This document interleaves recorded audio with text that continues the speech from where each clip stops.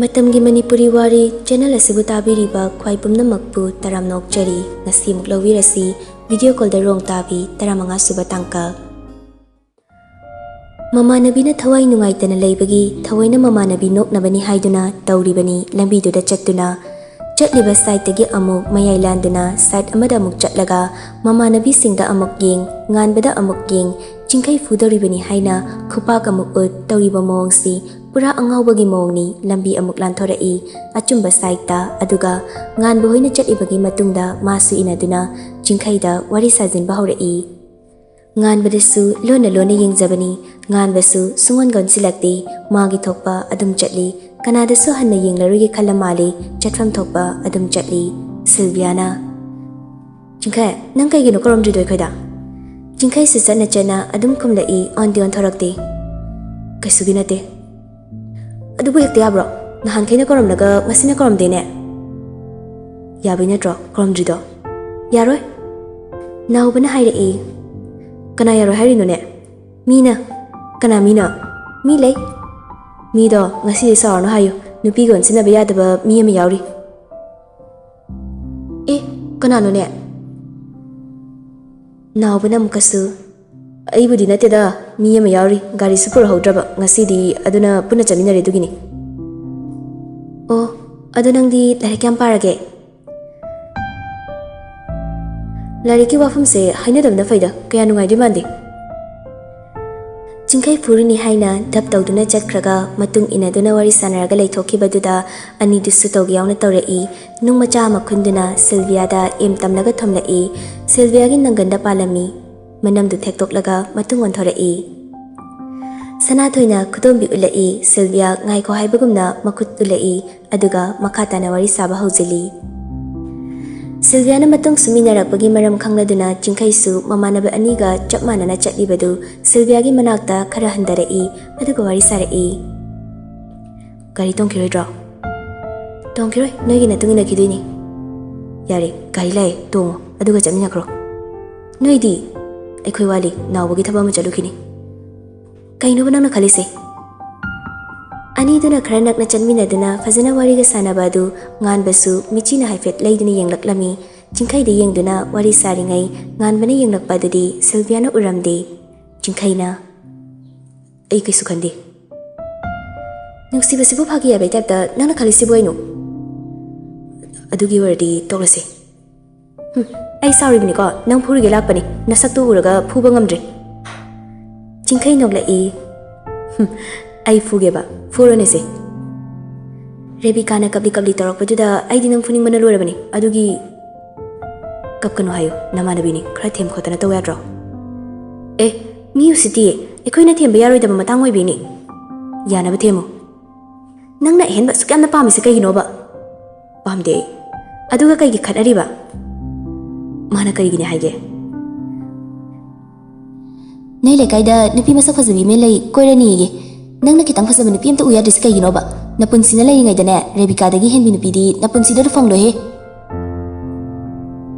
Silviana mamanabi gidamak kanana chumi kanana lali karigidamak saunari haiba maramdi khangdana mamanabi na haiba wa taraga ngangtharakpaduda chingkhai di nokningladuna nokthorei Silviana amuk amana somda kapi aduga nangna nokpa ngami lai minangse nangi se Rebecca nukshiba mali tokshina ba mali chingkhai handamukti noklamba maithong hanjilaga khare taplamna hairei ai wakhal khra nungaiti mathase aduna taina phong khangda mangwana taina kibani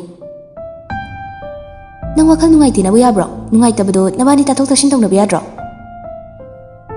ai matha sabase mahdi yohanindi ai taina phong khangda mangwana pangang ngang khekta aduna ai matam khradi paw phongna dabi leikigi ngambu ngamgadrona ngamba ngamdaba game sanar lele Silvia machin pera pisumani du sublak tongni yenglaga hairura game makoi ani wari sanaraga tablak chana mamangda chatliba nganbabusu yengbadi lepa natte asumna chatlingai tanjasida karomdaino nupi ani kha kari macha ama thoraklaga nganba hoi mamangda khamjilaki nupi ani dusu school gi satri di mali adubu makoi na tamliba school sigiri mande atopa school gi dress ni Ngan boy su chatlambadu leplaga nupi ani duga onsinaduna wari sanaki hanadagi hauna khangbagi mongda phajana wari adum sanai kari wari sanari nodi khangba nate adubu harau harau lona lona yingzaduna chatlambadu ngan bana atopa nupi wari saba ubada khara khaji chakwa faujare asum chatna makogi mapa du hengalai Mangang haifet laiduna tung hanna michini yenglai ngan badu nupi amaga phajana wari sanari madu ubada hena chakpa haidu oire Machindu tumkhatuna mayada nganglaga mina tadanabagi mongda mathanta sonjai Nupi himta gonsinade nupiga wari sade haiduna asigi nupi sigadi wari sakrene kana boiriba nupi sina prapap sensilagane masam si phoraga nupi se kanano hanglaga wari sariba machinsida het thajinba Nungsinariba mahakna atopa nupiga wari sakibadu ubada thamoi masu kalak khaman mana yomlare khara chatkhalak phau makoina lepliba machi lengda nupi ani duga nganba amadi nawba makoi mari fazana adum wari saduna lei Sylvia chana wakal taurai naket mama hefet laiduna yengi lambigi wangmada dukan lairiba tuki mamangda dukan lomda mamai onsinduna leptuna lairiba nupaduda haifet yengi nupadu chahi Ningthoi kuntra humdo mukki oini Karibu khalurabano Sylvia chatlambadu satlepi masadu tungon thorei aduga tapna lai ngan bahoina lepliba manak yaksilai ngan bado onsinduna wari saramliba nupi adugi saganda pop-up tharai Imanabi Nupi adu leithorei Sylvia nokte maithongdo kari sukhangdaba normal amagumni nupi dudi Sylvia bo amukfo udribana ingangai Ngan bisa Sylvia na nupi duda kaurakpadida khara ngakna yenglai adubu Sylvia ngan ba hoidadi hanna yengde nupi duda yenglaga asumna hairai makhutuna lambi wangmagi dukanlomda thili Tu asdei noi size na la oye Sylvia gi makhut thinba mai kairomda punna yengi nupa dugi matungda makui mamai dudi dukanda onsin kibana masakhangba ngamde Sylvia wahaido hairamnaga tapna lakliba mamanabi anigi manaklomda chenkige tawi makoi ataidi ingangai Sylvia da amuk yeng dukan mamangda lepliba nupaduda amuk yeng makoi masel amuk ngakni yenglei tawduna lei Nupi amadi nawbaga onsinduna wari sabani amana nganbaga wari sabani nganbagi mamangda lepliba nupiduna nakanda leplibi mamanabi aduda ashumna hairai Sali kanano sideng pasiba Khangdi kanano siba Hoziki nupiduna kanano Sylvia su hotana chelai aduga mamanabi anigi makut paiduna arakpa auto ama khamdana tongkhatkre Makoi marisu wari makha chathahawi nganba noisai oramni Kadai de khoi saiga asimuk wangde pictruni aina bu hena wanglangani khoi saidi Noisai dabu aduk sidaba sidaba nati asing bahai bani hairaga noglai Ada aina wang helasu nungdi nungshi Nganba Sally da haifet yenglingai Sally du paithoki mataudu nganba nungai zade Nabani sida paithok pasin tongnaba leibaga chap manakre kaino haina doba hainaro chatlase Yum changwa matam kitang chon thabada wahang pahong tawraga pubinabane ibung yame aigidi nangidi nathantani na phai Nawbana muk hairai Oina ba painabadudi horenabani phone da oina painaro hauji hainagala wada hainaro Sally mamanabi da onsinduna hairai Jalase baba hoi thengnardi ai farak tani Sally gi leithokpa manma mataududa ngan bisu hainingwa wahai gi khandra mali Sally da onsinduna wa mata hairudre nawbada onsinduna hairai Jingkhaya yogre jalase banisu Nupisu nupasu manung kanba anini makoina wari sanaba honarasu oireroi makoigi thokpa makoina ngamni khalladuna Sally hoida onsinduna ifa fazana haikre Noisalo akoi sakrage Sally lariyam basiluko exam da nangwande sindoini Hoi school punbanina silu School punrusu college punsiko Hoi Asumna ngan voice satkre auto tongduna makoi susatnaba kari start tawrei Ngasai haiba dukan lomda Sally haifet laiduna yenglui nupadu suan thokduna phone du manada mangak chaplap tawna hapi makhutana ising bottle ama pairaga makhut namana hairaga makhut namadu haifet chamthoi Oi lehroge haro Sally Yarabo Nang tongkhalak to ngari Sally nokfet tawi aduga tongkhatuna thauba hore. Sally amuktang mangak leiduna dukan lomda mitfam thamlai aduga amuk leisilakduna mamanabiduda wari sakre. Numidangi matamni Tompok amadi Ranjit thabak mafamdagi halakpagi lambida gari thauna thauna wari sanarai. Tompok Anam kan bahal oidori sor hon bale phandradi yaroidori. Ranjit na amuk Aidi kuina panthalar sa haijariduni. Kuina pulakpani hingta thatpadu nungai ta tawbani. Nungai taba minusi pokpa matam natre hojik. Hoida laina piba tanja lakini madugi tanja do ngaisi. Madu oirabadi ekhoina mai pakladamni. Laina pirakpa tanja yaudringai ekhoina hekta kusi tawbado maithibasu yai. Laina piba tanja ngairingai thawbagi khutta takrabadi kamdoba. Tompok usitana noklaga madu hekta yaroine. Pabungnadi thawbubu yam thajana luna chana tawrabani. Ekhoi anidagi thawbani hela lumna khanbani. Aisu kangi. Madugi kaisu wagano. Haukiba thawdo amta kaudre. Ai loina ningsingni. Laina igi tanja pidribagini. Thaina college karingagi dusu ningsinglibrane. Tompok thawramba gari chaplepi aduga mamit khana Ranjit yenglai aduga samtrik sangna asabu khonjal da hairei. Madugi tanja sungairibani. Ranjit namo Matamdudagi so hauna nangidamukta natung ilakibani. Hojiksu nangidamukta ai adum leikini.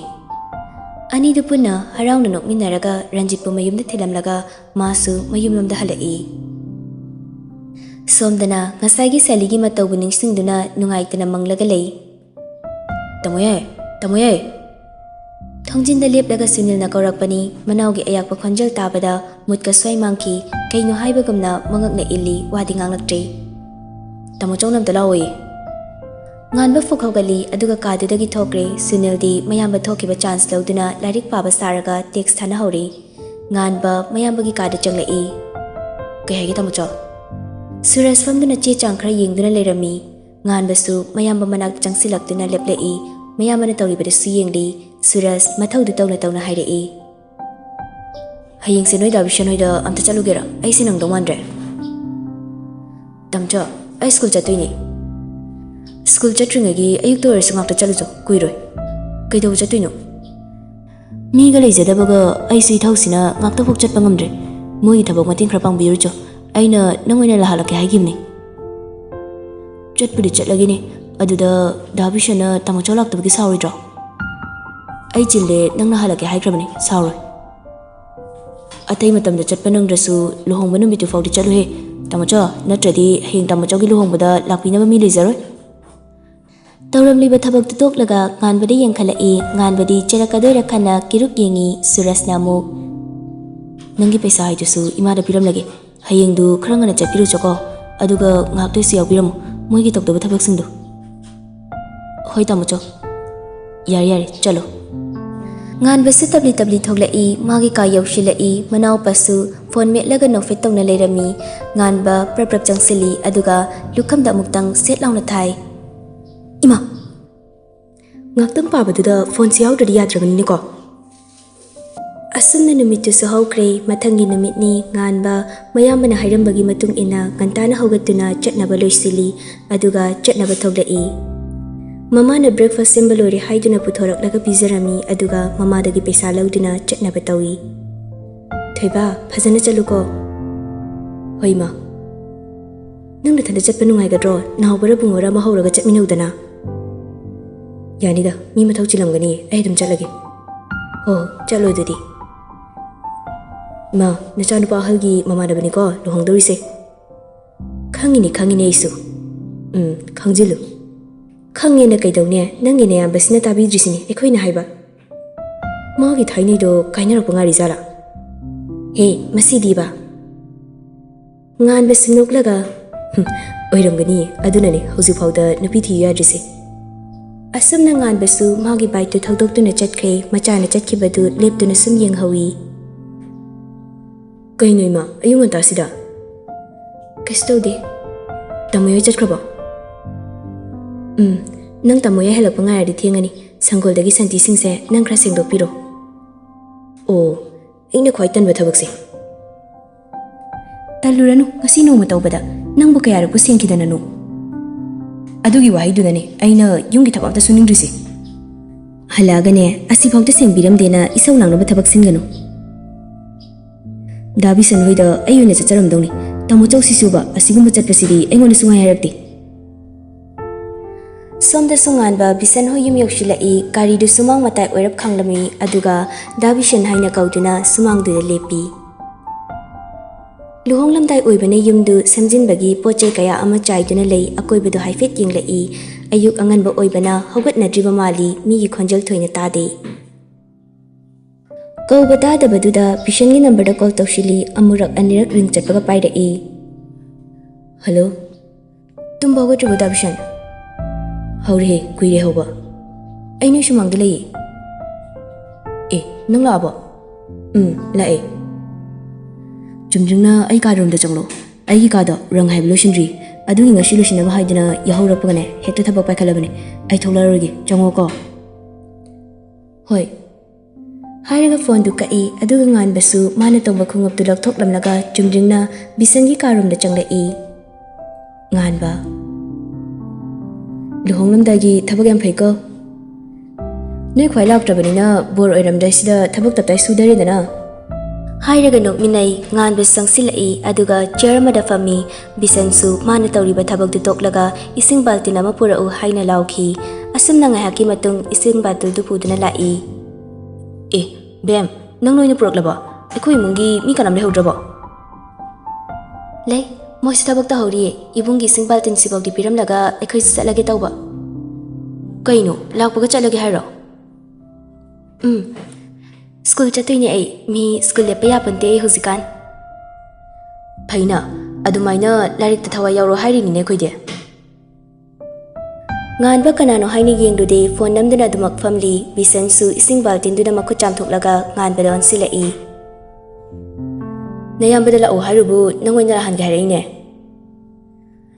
ꯇꯥꯃꯣꯆꯧꯗꯣ ꯊꯕꯛ ꯈꯔ ꯆꯤꯟ ꯇꯧꯔꯤꯅꯤ ꯀꯩꯀꯩ ꯊꯕꯛ ꯋꯥꯠꯂꯤꯒꯦ ꯑꯩꯁꯨ ꯈꯔ ꯌꯥꯎꯔꯝꯒꯦ ꯂꯩꯊꯣꯛꯇꯨꯅ ꯆꯠꯀꯦ ꯇꯧꯔꯝꯕ ꯅꯨꯄꯤꯗꯨ ꯃꯥꯏ ꯂꯩꯁꯤꯜꯂꯛꯏ ꯉꯥꯟꯕꯁꯨ ꯐꯝꯂꯝꯕꯗꯒꯤ ꯍꯧꯒꯠꯂꯛꯏ ꯂꯩꯁꯤꯜꯂꯛꯄꯗ ꯑꯃꯅ ꯑꯃꯗ ꯃꯨꯟꯅ ꯌꯦꯡꯅꯔꯛꯏ ꯉꯥꯟꯕ ꯉꯛꯅ ꯌꯦꯡꯂꯒ ꯃꯕꯨꯛꯇ ꯈꯟꯖꯩ ꯃꯁꯤ ꯅꯨꯄꯤꯁꯤꯅ ꯀꯃꯥꯏꯅ ꯁꯤꯗ ꯂꯩꯔꯝꯃꯤꯖꯥꯠꯅꯣ ꯃꯁꯤꯅ ꯊꯨꯡꯗꯕ ꯃꯐꯝꯁꯦ ꯂꯩꯇꯕꯖꯥꯠꯅꯤ ꯁꯤꯜꯚꯤꯌꯥꯁꯨ ꯋꯥꯈꯜꯗ ꯈꯜꯂꯛꯏ ꯍꯦ ꯁꯣꯔ ꯅꯪꯁꯦ ꯌꯥꯝ ꯐꯩꯌꯦ ꯑꯩꯒꯤ ꯐ꯭ꯌꯨꯆꯔ ꯍꯁꯕꯦꯟ ꯑꯣꯏꯗꯧꯕ ꯃꯍꯥꯛꯁꯦ ꯃꯐꯝ ꯈꯨꯗꯤꯡꯗ ꯑꯗꯨꯝ ꯊꯦꯡꯅꯍꯟꯕꯤꯕꯒꯤ ꯁꯤꯜꯚꯤꯌꯥ ꯑꯃꯨꯛꯁꯨ ꯃꯤꯄꯥꯏꯕ ꯄꯣꯛꯂꯛꯏ ꯑꯁ ꯁ꯭ꯋꯥꯏꯒꯤ ꯅꯨꯄꯤꯁꯤꯡꯁꯦ ꯅꯨꯄꯥ ꯄꯣꯁ ꯇꯥꯕ ꯑꯝꯇ ꯎ ꯌꯥꯗꯕꯅꯤ ꯀꯃꯥꯏꯅ ꯇꯧꯗꯣꯏꯅꯣ ꯃꯣꯏꯅ ꯏꯔꯥꯡ ꯇꯧꯁꯤꯜꯂꯒ ꯀꯣꯏꯈꯤꯗꯣꯏꯖꯥꯠꯂꯣ ꯃꯥꯒꯤ ꯐ꯭ꯌꯨꯆꯔ ꯋꯥꯏꯐ ꯑꯣꯏꯒꯗꯧꯔꯤꯕꯤ ꯑꯩꯒ ꯐꯥꯎ ꯀꯣꯏꯅꯗ꯭ꯔꯤꯀꯥꯟꯁꯤꯗ ꯈꯪꯅꯤ ꯑꯩꯒ ꯀꯣꯏꯅꯔꯦꯅ ꯂꯣꯏ ꯁꯟꯗꯣꯛꯀꯦ ꯃꯁꯤ ꯅꯨꯄꯥꯁꯤꯁꯨꯕ ꯀꯃꯥꯏꯅ ꯇꯧꯔꯤꯅꯣ ꯈꯪꯗꯦ ꯀꯔꯤ ꯃꯔꯤ ꯄꯨꯊꯣꯛꯅꯗꯅ ꯂꯥꯛꯂꯤꯅꯣ